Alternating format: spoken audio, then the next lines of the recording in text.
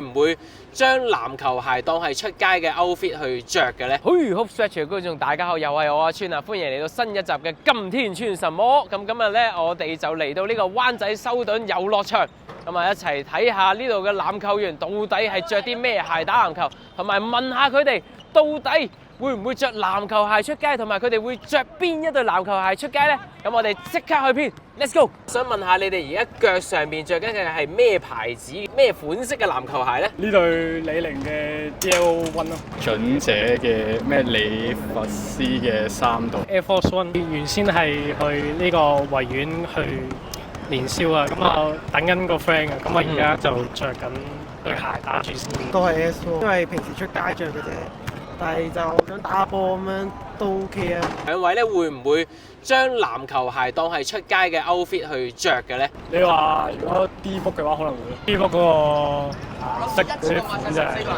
適合出街同打。唔會啊，因為好重㗎啦，有啲係輕嘅啦，但係我冇買啊。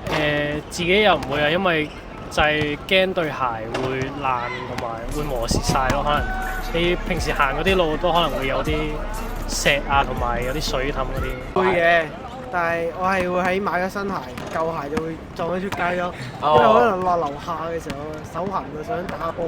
我會揀 Bookawan 啦，因為真係佢個樣都似 Air Force 係啊，同埋都可以有實際到打籃球咯。可能 Kobe 啊，4代啊，平時喺街場着都好錫着咁樣。佢如果着舊咗，可能出街都冇問題。咁我自己嚟講咧，有一段時期咧，我自己都幾中意着籃球鞋出街嘅，尤其是嗰期就係興復刻嘅 Jordan， 嗰時咧就會買好多嘅 Jordan 咁啊着出街嘅。咁啊唔知大家又會唔會着籃球鞋出街咧？如果你會着嘅話，又會係着邊一對咧？咁啊歡迎留言話俾我哋知，同埋記得 follow 我哋睇更加多嘅球鞋街坊。我哋下一條片再見，拜拜。